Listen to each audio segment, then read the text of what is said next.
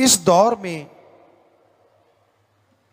इंसान समझ नहीं पाता वो किसकी बात पे भरोसा करे और किसकी बात पे भरोसा ना करे।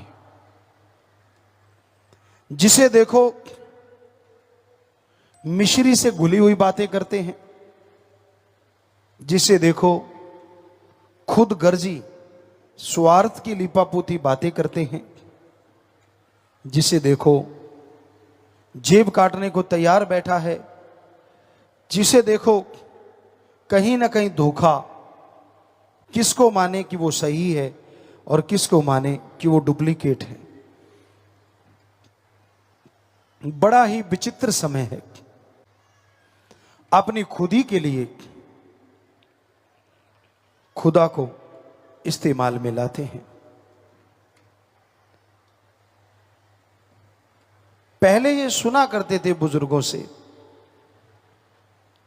कोई किसी पे एक एहसान कर देता था तो लोग सारी जिंदगी उस एहसान तले दबे नहीं रहते थे, उस एहसान तले दोस्ती का निर्वाह किया करते थे। उनकी मित्रता, उनकी दोस्ती बढ़ती जाती थी। और आज एक नहीं लाखों एहसान कर दिए जाएं, कलयुगी इंसान की सुई वहीं की वहीं रहती है। जब अपना मतलब हल करवाना हो, जब उल्लू सीधा करना हो, जब अपनी वाहवाह करवानी हो, जब जरूरत हो, तो लोग अपने मां बाप से रिश्ता रखते हैं, वरना मां बाप को भी मां बाप की तरह नहीं समझते। हम ये नहीं कहते कि सभी ऐसे हैं, पर पूरी जनसंख्या के अनुसार हमें जो लगता है ज्यादातर लोग ऐसे ही हैं। स्वार्थ है तो राम राम, स्वार्थ है तो सलाम, वरना कोई किसी को बुलाना नहीं चाहता। उम्र इंसान को बहुत कुछ सिखा देती है, जो ना तो पढ़ाई सिखा सकती है, ना कोई टीचर मास्टर लेक्चरर सिखा सकता है। उम्र एक ऐसी चीज होती है, ज्यों ज्यों गुजरती है, ज्यों ज्यों राही रास्ते में जुड़ते चले जाते हैं, त्यों त्यों पता चलता चला जाता है कौन सा राही कैसा है। पंजाबी च एक कहावत है, आदमी दा पता चलता है राह पिया या बाह पिया। मतलब कहीं रास्ते पे चल रहे हों तो पता चलता है, या फिर किसी से व्यवहार किया जाए तो पता चलता है, वरना आप कैसे पता कर लोगे कौन। सब बातें दिलो दिमाग में हैं। कई बार तो हैरानी हो जाती है, यार इंसान ऐसा हो सकता है। राम का नाम नहीं लेना, अल्लाह वाहिगुरु को याद नहीं करना, दुनियावी साजो सामान में उलझे रहना,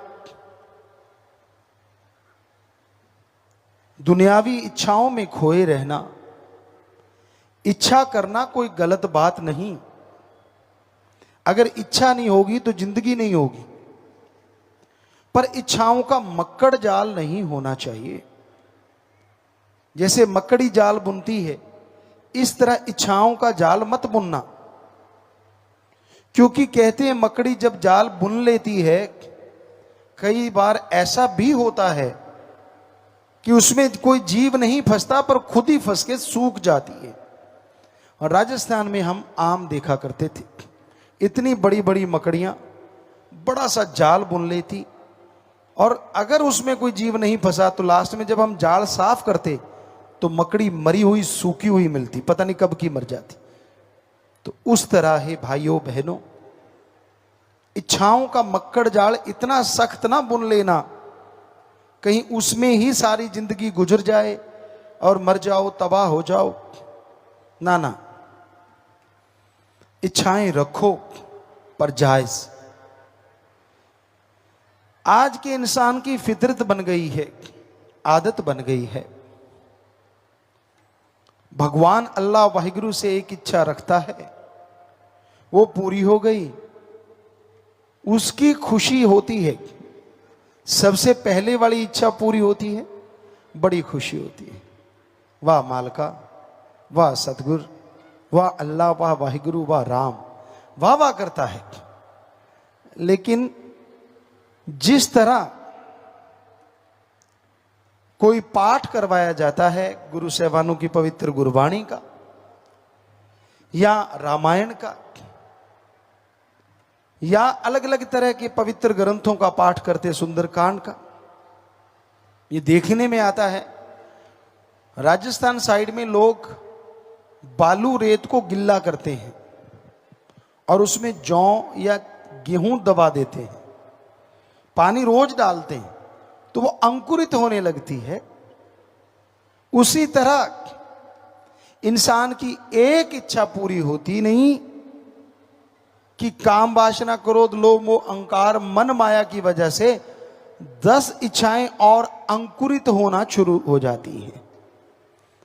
10 इच्छाएं मुंह बाए खड़ी हो जाती हैं और इंसान उन इच्छाओं के चलते अपने अल्लाह वाहिगुरु राम से दूर हो जाता है, गुमराह हो जाता है, भूल जाता है अपनी उस इच्छा को जो एक ही थी, मेरा मौला मिले, सतगुरु अल्लाह राम मिले, भगवान मिले, सम्मान मिले, दो जहान मिले, निज धाम मिले, परमानंद मिले, सब कुछ भुला देता है।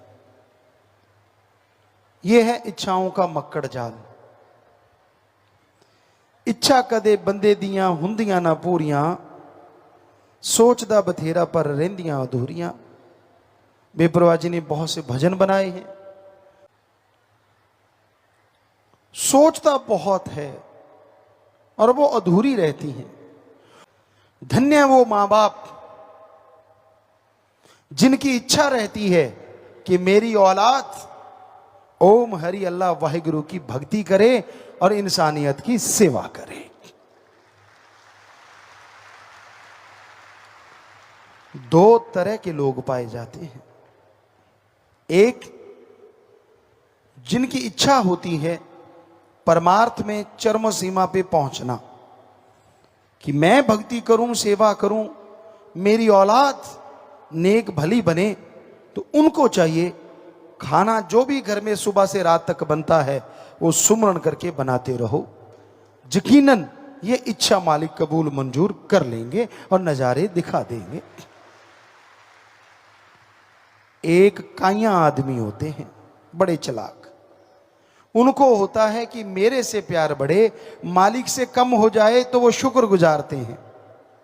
उनको लगता है कि अगर मालिक से बढ़ेगा तो मेरे से घटेगा और मेरे से बढ़ गया तो मालिक से कम हो गया तो कोई बात नहीं। ऐसे लोग अपने पांव पे कुल्हाड़ा मारते हैं। जो रहमतों का समुंदर उनको मिलने वाला था उससे वंचित रह जाते हैं, वो खोखले हो जाते हैं। थूथा चना बाजे घना। वो छोटी छोटी खुशियां लेना चाहते हैं पर ऐसा लगता है सब कुछ कहीं गुम सा हो गया। उनको रिश्ते नातों से कुछ लेना देना नहीं होता। वो तो अपनी ही इच्छाओं से, या दूसरे शब्दों में अपनी इच्छाओं पे सब कुछ कुर्बान कर देते हैं। एक कहावत है, बंदरिया अपने बच्चे को बहुत प्यार करती है। आप शायद नहीं जानते होंगे। यह प्रयोग किया गया, देखा गया कि एक तालाब सूखा था, बंदरिया वहां बच्चों के साथ रहती थी। एकदम से फ्लड आया, वो निकल नहीं पाई, पेड़ पे चढ़ गई, पेड़ डूबने लगा। बच्चा छोटा था, उसने घुटने तक बच्चा था, बच्चे को उठाया, अपने सिर पे बिठा लिया, लेकिन पानी चढ़ना बंद नहीं हुआ। पानी चढ़ता गया, चढ़ता गया, चढ़ता गया। और जब बंदरिया को लगा कि मैं डूबने वाली हूं, तो उसने झट से बच्चे को सिर से उतारा और अपने पैर के नीचे दबा लिया। खुद बच गई, बच्चा मर गया। क्या आपको नहीं लगता आज के इंसान भी बंदरियां हैं ज्यादातर? बुरा ना मानना, संत सच्ची बात कहते हैं, थोड़ी कड़वी जरूर होती है, पर सत्संगी क्या हुआ जो किसी पे लगे ना। वो स्पिरिट ही क्या है जो जख्म पे जलाए ना और उसको ठीक ना करे। तो आज के लोग इतने खुद गर्ज हो गए हैं। कहां तो खुशी हो कि यार सतगुरु से, मालिक से प्यार है, हमें क्या और चाहिए। कितनी बार उनको जिंदगी मिल जाती है, कितनी बार उनको नियामतें मिलती हैं, लेकिन उनकी सुई वहीं की वहीं रहती है। खोट निकालते हैं मालिक में, कमियां निकालते हैं अपने सदगुरु में। बड़ा ही अजीबोगरीब लगता है। आपको उदाहरण बताएं, सदगुरु के रमज को कोई समझ नहीं पाया। तुलसी जी कहते हैं, जो कोई कहे संत को चीना, तुलसी हाथ कान को दीना। इतने बड़े फकीर कहते मैं रमज नहीं समझ सका। एक उदाहरण देते हैं, बेपरवाह जी परमपिता शास्त्राम जी महाराज ने जब हमें बुलाया, बात पे बात याद आ गई, तो हमने वहां बोला कि भाई हम अपने सदगुरु से बेइंतहा मोहब्बत करते हैं। जितने भी आसपास सेवादार थे, अगर परमपिता जी कल को दिन को रात कहेंगे तो आपने रात कहना है, और रात को दिन कहेंगे तो दिन कहना है। लस्सी जो बिलोते हैं उसके बाद जो लस्सी रह जाती है, तो हमने कहा भाई ठीक है, बेपरवाह जी ने लस्सी पी ली। अगले दिन कहते बुद्धू तूने लस्सी दे दी, नजला हो गया। परमपिता ये कह के चले गए। वो कहता मैंने कहा था ना, देख हमें कहने लगा, देखो खुद ही लस्सी मांगी परमपिता जी ने। हमने कहा हाँ। कहता अब वो मुझे लड़ रहे हैं कि भी तूने लस्सी क्यों दी, हमें नजला हो गया। हमने कहा मूर्ख, तू क्या समझे सतगुरु की रमज। वो जो तूने तेरे हाथ से लस्सी दी, पत्नी तेरे पहाड़ जैसे कितने कर्म को सतगुरु ने डांट के खत्म कर दिया, अपने पे लेके, अपना नजला लेके खत्म कर दिया। तू क्या जाने। और बेपरवाह जी ने ये बात सुनी, कहने लगे तेरे जैसा मुरीदी नहीं तो मिला हमें। चक्कर तो यही है जो इतनी रमज समझ सके। तू जो बोला वो सच। सो कईयों को पता ही नहीं होता, पहले तो खुद ऐसे किया था, आज ऐसे कर रहे हैं, तब तो ऐसे था, अब ऐसा है। अरे मत पड़ो अकल के फेर में। सतगुरु अपने वचन को जब चाहे बदल सकता है, भगवान भी उसको नहीं बदल सकता। ये पवित्र ग्रंथों में लिखा हुआ है कि फकीर चाहे तो बदल दे अपने वचन को। कहते हैं भगवान की बांधी गुरु छुड़ाए, पर गुरु की बांधी कौन छुड़ाए। भगवान ने कुछ बांध दिया, किसी को शराफ दे दिया, तो गुरु उस बंदे के लिए प्रार्थना करेगा, मिन्नत करेगा, तो भगवान दया करके छुड़वा देगा कि चल भाई गुरु कह रहा है तो इसकी जिम्मेवारी ले रहा है, छोड़ देता हूं। पर अगर गुरु ही बांध दे, हमेशा ध्यान रखिए उसकी रजा में रहना सीखो। अपनी अकल का दखल ना दिया करो। जितना अकल का दखल दोगे, रूहानियत से कोसों किलोमीटर दूर हो जाओगे और खुशियों से वंचित हो जाओगे। खोखलापन सबको दिखेगा। फकीर कभी वैसे नहीं कहते, जो दुनिया में चल रहा होता है वही बात कहते हैं, और जो सुन के समझ जाते हैं। तान तान सतगुरु तेरा ही आसरा। गुरु जी दी प्यारी संगत ਨੂੰ ਨਿਵੇਦਨ ਕੀਤਾ ਜਾਂਦਾ ਹੈ ਕਿ ਹਰ ਰੋਜ਼ ਸਤਸੰਗ ਸੁਣਨ ਦੇ ਲਈ ਸਾਡੇ ਚੈਨਲ ਡੇਰਾ ਸੱਚਾ ਸੌਦਾ ਨੂੰ ਸਬਸਕ੍ਰਾਈਬ ਕਰ ਲੈਣਾ ਜੀ।